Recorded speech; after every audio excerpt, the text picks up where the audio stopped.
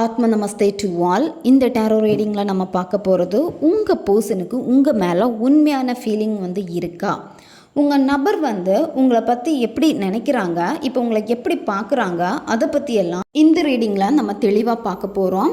இந்த card energy கூட connect ஆகிறதுக்காக உங்கள் பர்சனுடைய பேரை 3 வாட்டி சொல்லிவிட்டு கமெண்டில் தேங்க்யூ யூனிவர்ஸ்னு டைப் பண்ணுங்கள்.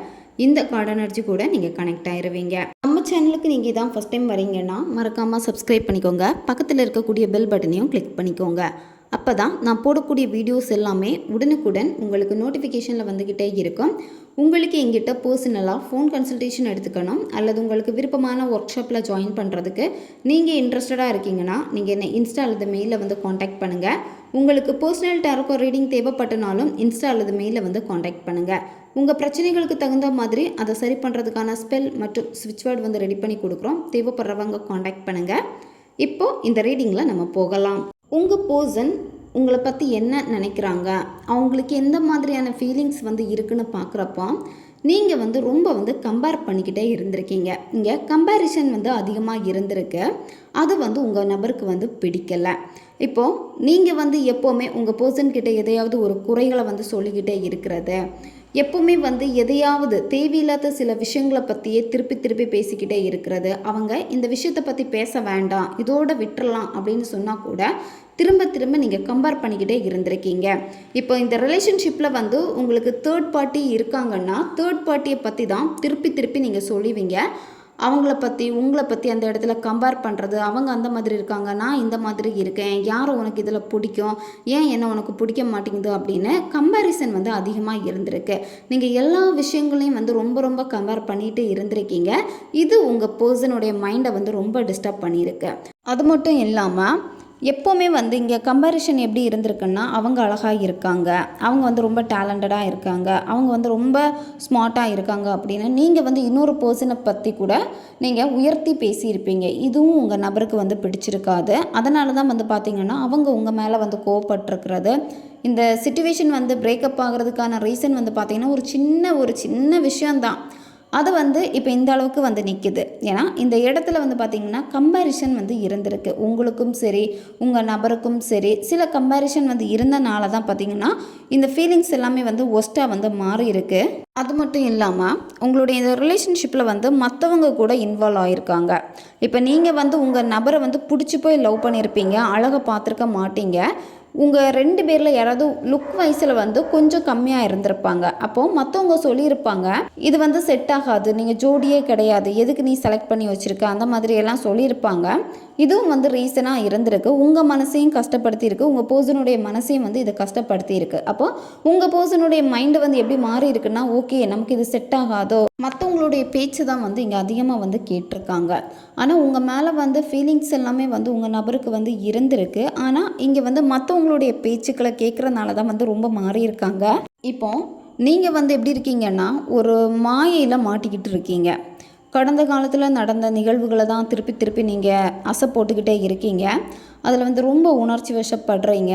உங்களுக்கு நிறைய ஆசைகள் இருக்குது இந்த பர்சன் கூட வாழ்கிறதுக்கு. இருந்தாலுமே பார்த்திங்கன்னா இது கடந்த காலத்தில் நடந்த விஷயங்கள் முன்னோக்கி கொண்டு போக முடியாமல் உங்களுடைய ரிலேஷன்ஷிப்பை இன்னமும் கஷ்டப்படுத்திக்கிட்டே இருக்குது.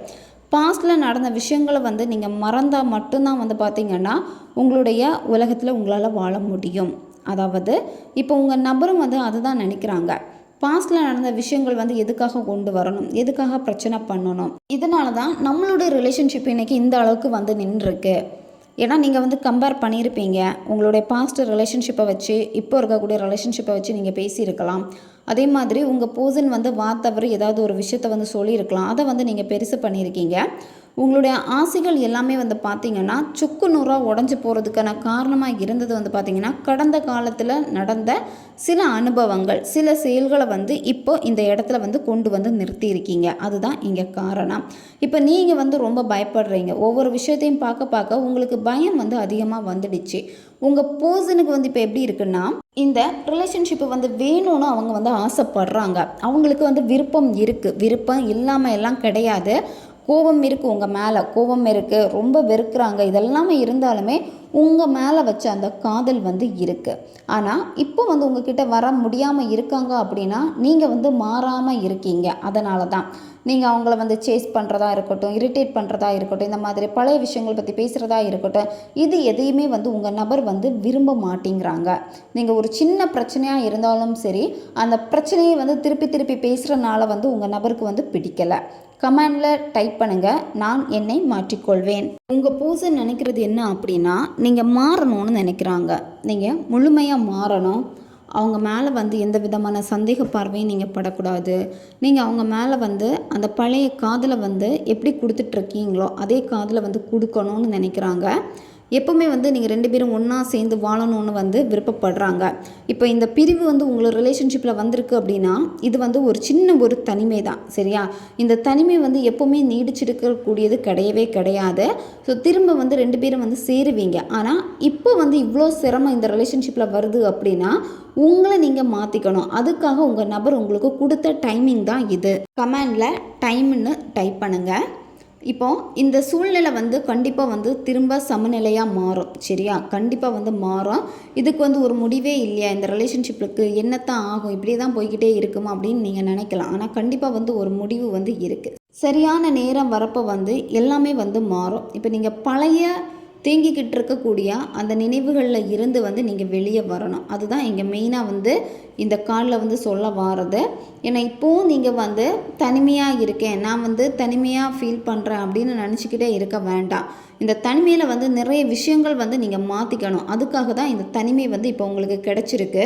உங்கள் பர்சன் என்ன சொல்ல வராங்க அப்படின்னா, கட்டாயப்படுத்தி உங்கள் நபரை வந்து உங்கள் கூட வச்சுருக்கணும்னு நீங்கள் நினைக்காதீங்க. உங்கள் பர்சனுக்கு வந்து கொடுக்கக்கூடிய அந்த அன்பு வந்து கட்டாயப்படுத்தி கொடுக்கக்கூடாது. அவங்க என்ன நினைக்கிறாங்க அப்படின்னா, உங்களுடைய ரிலேஷன்ஷிப்பை வந்து மதிக்கிறாங்க. உங்களுடைய காதலும் வந்து உண்மையான காதல்னு அவங்களுக்கு தெரியுது. இந்த உறவு வந்து நல்ல ஒரு உறவாக இருக்குன்னு தெரியுது. ஆனால் கட்டாயப்படுத்தப்படுது, அதுதான் அவங்களுக்கு பிடிக்கலை. உங்கள் பர்சனுக்கு வந்து நீங்கள் சில விதிகள் வந்து விதிச்சிருப்பீங்க, விதிமுறைகள். இப்படி தான் இருக்கணும், இதை நீ செய்யக்கூடாது, இப்போ தான் என்கிட்ட வந்து நீ பேசணும், இந்த நேரத்தில் பேசக்கூடாதுன்னு சொல்லிட்டு அவங்களுடைய லைஃப்பில் வந்து அப்படியே நீங்கள் மாற்றணும், எல்லாத்தையுமே மாற்றி வைக்கணும்னு வந்து ட்ரை பண்ணியிருக்கீங்க. உங்கள் கண்ட்ரோலில் அவங்கள வைக்கணும்னு நினச்சிருக்கீங்க. அதுக்காக தான் வந்து எப்போவுமே வந்து அவங்கள மாற்றணும்னு நீங்கள் வந்து போராடிக்கிட்டே இருந்திருக்கீங்க. இது எதுவுமே வந்து உங்கள் பர்சனுக்கு வந்து பிடிக்கலை, சரியா? எல்லாமே வந்து கட்டாயப்படுத்துகிற மாதிரி அவங்களுக்கு வந்து ஃபீல் ஆகிருக்கு. ஒரு கட்டத்தில் அவங்க அதனால தான் உங்களை விட்டு விலகி இருக்காங்க. இப்போ இந்த ரீடிங்கில் என்ன சொல்ல வராங்க அப்படின்னா, நீங்கள் வந்து எதிர்பார்க்கக்கூடாது, ஓவர் எக்ஸ்பெக்டேஷன் பண்ணக்கூடாது. எக்ஸ்பெக்டேஷனை வந்து முதல்ல நீங்கள் தூக்கி போட்டுருங்க. உங்களுக்கு வந்து இப்போ என்ன தேவை அப்படின்னா, மனசை வந்து அமைதியாக வச்சுக்கோங்க. இந்த ரிலேஷன்ஷிப்பை வந்து எப்படி நம்ம நார்மலாக கொண்டு போகிறது அப்படின்னு நீங்கள் யோசிக்கணும். அதுக்கு நீங்கள் வந்து செயல்முறைகளை செய்யுங்க. உங்கள் நபரும் விரும்புகிறது அதுதான். கட்டாயப்படுத்தி எதையுமே வாங்கணும், எதையுமே வந்து சாதிக்கணும்னு நினைக்கக்கூடாது. ஃப்ரீயாக விடணும். அது வந்து கண்டிப்பாக அவங்க நடக்கும்னு உங்ககிட்ட சொல்லியிருப்பாங்க. தனிமையில் உங்கள் நபர் இருந்தாலும் உங்களை வந்து நினைக்காம இல்லை, உங்களை நினச்சி ரொம்ப ஃபீல் பண்ணுறாங்க. சில நேரம் வந்து அவங்களாலே கண்ட்ரோல் பண்ண முடியல, அவங்களுடைய எமோஷன்ஸ் எல்லாமே கண்ட்ரோல் பண்ண முடியலை. அவங்களுடைய கண்களில் இருந்தும் கண்ணீர் வந்து வருது, சரி? ஆனால் உங்ககிட்ட வந்து அவங்க காட்டிக்கலை. அவங்களோட எமோஷனை எல்லாமே வந்து மறைச்சி வச்சுக்கிட்டே தான் இருக்காங்க. இந்த தனிமை வந்து பார்த்திங்கன்னா 2 பேருக்குமே வந்து நிறைய விஷயங்கள், நிறைய பாடங்களை வந்து கற்றுக் கொடுத்துருக்கு. இப்போ உங்கள் பர்சனுடைய லைஃப்பில் வந்து சில பிரச்சனைகள் வந்து இருக்கும். அந்த பிரச்சனையில் வந்து உங்களையும் கூட வச்சுட்டு கஷ்டப்படுத்தக்கூடாது அப்படின்னு தான் உங்களை விட்டு விலகி நின்றுப்பாங்க. என்னதான் இருந்தாலும் தனிமையிலே நான் வந்து பார்த்துக்கிறேன் அப்படின்னு உங்களை விட்டு விலகி இருப்பாங்க. ஏன்னா நீங்கள் பாதிக்கப்படக்கூடாது அப்படிங்கிறதுக்காக தான் இந்த பிரேக்கப்பையும் வந்து உங்களுக்கு வந்து கொடுத்துருக்காங்க. உங்கள் நபர் வந்து நீங்கள் ஜெயிக்கணும்னு ஆசைப்படுறாங்க. இப்போ நீங்கள் ஏதாவது ஒரு விஷயத்தில் வந்து ஜெயிக்கணும்னு உங்கள் நபர்கிட்ட சொல்லிக்கிட்டே இருந்திருப்பீங்க. அதுதான் அவங்களும் வந்து விரும்புகிறாங்க. ஜெயிக்கணும், நீங்கள் உங்களுடைய வெற்றியை வந்து அவங்க வந்து பார்க்கணுன்னு நினைக்கிறாங்க. இந்த கார்டில் வந்து பார்த்திங்கன்னா இப்போ உங்களுக்கு கொடுக்கக்கூடிய என்னென்னா, நேர்மறையான சிந்தனைகளை நீங்கள் இருக்கணும். உங்களுடைய திறமையை வந்து வெளிப்படுத்த வேண்டிய நேரம் இது. இப்போ என்ன தான் சிச்சுவேஷன் உங்களுக்கு பேடாக இருந்தாலும் அந்த சிச்சுவேஷனில் இருந்து உங்களால் வந்து முன்னோக்கி போக முடியும். இப்போ விளைவுகளை பார்த்து நீங்கள் பயப்படவே கூடாது. இப்போ சில நேரம் வந்து இந்த பர்சன் வந்து கிடைக்கவே மாட்டாங்க அப்படின்னு நீங்கள் தளர்ந்து போகக்கூடாது. அந்த விளைவுகளை மாற்றக்கூடிய சக்தி வந்து உங்ககிட்ட இருக்குது. நீங்கள் வந்து முன்னோக்கி போகணும். அது வந்து நீங்கள் நம்பிக்கையோடு போகணும். நம்பிக்கையோடு போனீங்க அப்படின்னா இந்த ரிலேஷன்ஷிப்பில் வந்து நீங்கள் வந்து சக்ஸஸ் பண்ண முடியும். உங்களுக்கு இதில் வந்து பயம் இருக்கக்கூடாது, தேவையில்லாத சிந்தனைகள் வந்து இருக்கக்கூடாது. உங்களுடைய வெற்றிகளை கொண்டாடுறதுக்கு நீங்கள் முன்னோக்கி போகணும். நீங்கள் பார்க்கக்கூடிய விஷயங்களை வந்து புதிய கண்ணோட்டத்தில் நீங்கள் பார்த்தீங்க அப்படின்னா ஒரு பெரிய மாற்றம் வந்து உங்களுக்கு கிடைக்கும். சரியா? பழைய விஷயங்கள் வந்து உங்களுக்கு வந்து பெரிய வழிகளை வந்து கொடுக்காது. நீங்கள் எதை பார்த்தும் பயப்பட வேண்டாம். உங்களுக்கு வாழ்க்கையில் என்ன நீங்கள் செய்யணும்னு ஆசைப்படுறீங்களோ அதில் வந்து கால் எடுத்து வைங்க. உங்களுடைய கரியரில் ஃபோக்கஸ் பண்ணுங்கள். உங்கள் நபரும் விரும்புகிறது அதுதான். நீங்கள் வந்து சக்ஸஸ் பண்ணணும். நீங்கள் என்ன ஆசைப்பட்டீங்களோ அந்த இடத்த வந்து அடையணும். அதுதான் உங்கள் நபரும் வந்து இப்போ விரும்புகிறது. நீங்கள் மற்றவங்களால தான் வந்து ரொம்ப டிஸ்டர்ப் ஆகிருக்கீங்க. மற்றவங்க என்ன சொன்னாலும் நம்புறது, உங்கள் பர்சன் மேலே இருந்த நம்பிக்கை விடையுமே மற்றவங்க என்ன சொன்னாலும் நம்புறது, அதுதான் வந்து நீங்கள் செஞ்ச தப்பாக இருக்கு. ஸோ அதனால் இனிமேல் நீங்கள் என்ன பண்ணுங்க அப்படின்னா, எப்போவுமே வந்து எல்லாத்துக்கும் பதிலை கண்டுபிடிக்கணும்னு சொல்லிட்டு அதை நோக்கி யார் என்ன சொன்னாலும், அதாவது உங்களை சுற்றி இருக்கக்கூடிய நண்பர்கள் வந்து உங்கள் ரிலேஷன்ஷிப்பை பற்றி ஏதாவது சொன்னாலும் சரி, இல்லை வேறு எதையாவது பற்றி பேசுகிறாங்க, நெகட்டிவாக பேசுகிறாங்க அப்படின்னா நீங்கள் அதிலேருந்து கொஞ்சம் விலகி இருக்கணும். உங்களுடைய மனசு சொல்கிறத வந்து நீங்கள் நம்புங்க. எப்போவுமே வந்து உங்களுக்கு ஒரு நம்பிக்கை இல்லாத மாதிரியான ஒரு உணர்வு வந்து இருக்குது. அந்த நம்பிக்கை இல்லாதனால தான் வந்து இந்த ரிலேஷன்ஷிப்பும் வந்து பார்த்திங்கன்னா இப்போ பிரேக்கப்பில் வந்து இருக்குது. உங்களுக்கு இப்போ அதிகமான கோபம் இருக்குது. உங்கள் பர்சன் மேலே வந்து ரொம்ப உணர்ச்சி வசப்படுறீங்க.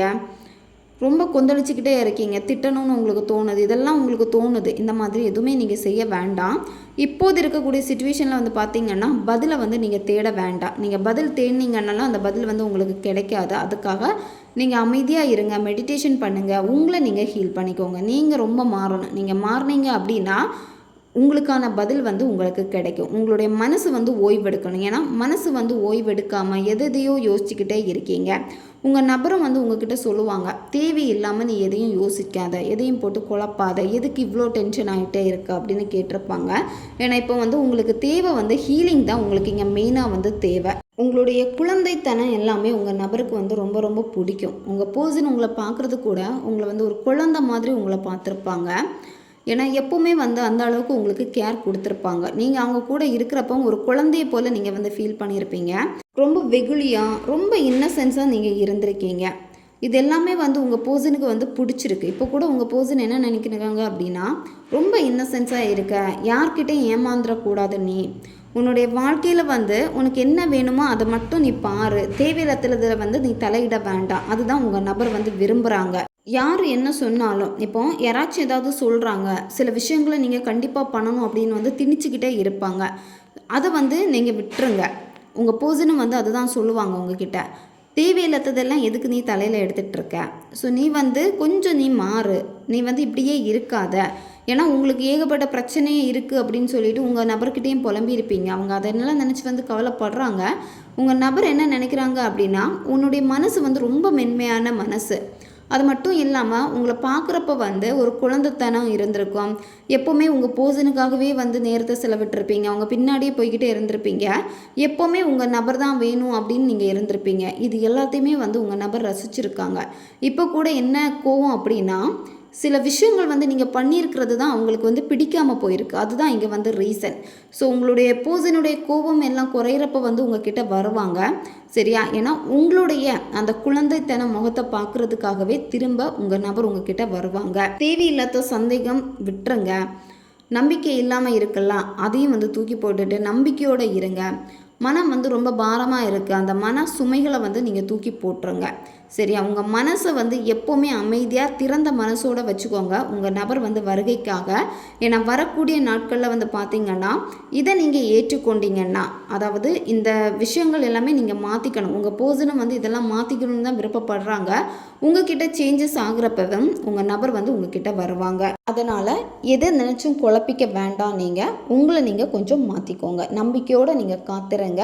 உங்கள் நபர் வந்து சரியான நேரத்தில் உங்ககிட்ட வருவாங்க. ஓகே காய்ஸ், இதுதான் இந்த ரீடிங். நம்ம சேனல் உங்களுக்கு பிடிச்சிருக்குன்னா மறக்காமல் சப்ஸ்கிரைப் பண்ணிக்கோங்க. பக்கத்தில் இருக்கக்கூடிய பெல் பட்டனையும் கிளிக் பண்ணிக்கோங்க. அப்போ தான் நான் போடக்கூடிய வீடியோஸ் எல்லாமே உடனுக்குடன் உங்களுக்கு நோட்டிஃபிகேஷனில் வந்துக்கிட்டே இருக்கும். உங்களுக்கு பர்சனல் டேரோ கார்டு ரீடிங் தேவைப்பட்டுச்சுன்னா இன்ஸ்டா அல்லது மெயிலில் வந்து காண்டாக்ட் பண்ணுங்கள்.